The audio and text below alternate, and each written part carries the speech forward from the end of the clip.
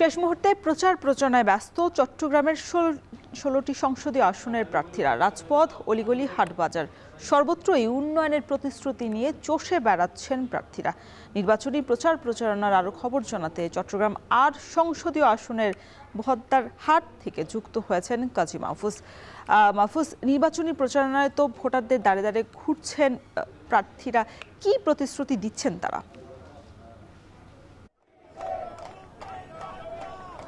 নির্বাচন ঘনিয়ে আসার সাথে সাথে চট্টগ্রামের ১৬টি সংসদীয় আসনে নির্বাচনের যে পুরোপুরি আমেজ সেটি কিন্তু আমরা দেখতে পাচ্ছি। একেবারে শহর থেকে গ্রাম, রাজপথ থেকে অলিগলি, হাট, বাজার এবং সর্বত্র বলা যায় যে এখন প্রচার প্রচারণায় মুখর। আমরা দেখতে পাচ্ছি এখানে প্রার্থীরা ভোটারদের কাছে যাচ্ছেন, নির্বাচনের বিভিন্ন যে প্রতিশ্রুতি সেগুলো তুলে ধরছেন।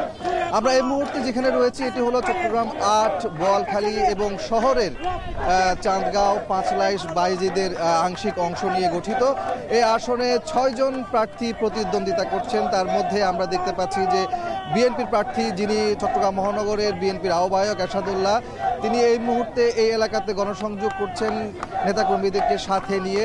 একটু পরে এখানে একটি নির্বাচনী অফিস কার্যালয় উদ্বোধন করবেন এমন আমরা জানতে পেরেছি। এরপরে এই এলাকার চকবাজার, ফুলতলা থেকে শুরু করে আশপাশের যে বৃহত্তর বস্তি এলাকা রয়েছে সেখানে তিনি গণসংযোগ করবেন।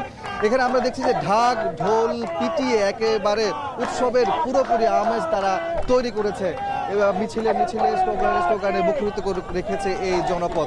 আপনাকে বলে রাখি যে চট্টগ্রামের এই সংসদীয় আসনের মোটা দাগের যে কয়েকটি সমস্যার কথা ভোটাররা প্রার্থীদের কাছে তুলে ধরছে, তার মধ্যে অন্যতম তাদের প্রধান চাওয়া হচ্ছে কালুরঘাট সেতু নির্মাণ করা। দীর্ঘদিন ধরে কিন্তু এই কালুরঘাট সেতু নির্মাণের দাবি করছিল স্থানীয়রা, এবং এখানে যারা প্রার্থী আছেন তারাও এবারে যিনি নির্বাচিত হবেন তিনি এই কালুরঘাট সেতু নির্মাণের জন্য প্রতিশ্রুতি দিচ্ছেন। একই সাথে স্থানীয় যে সমস্যাগুলো আছে, দলীয় যে ইশতেহারগুলো আছে সেগুলো কিন্তু তারা তুলে ধরছেন ভোটারদের কাছে। তো সবকিছু মিলিয়ে বলা যায় যে চট্টগ্রামে জমে উঠেছে নির্বাচনী প্রচার প্রচারণা শেষ সময়ে।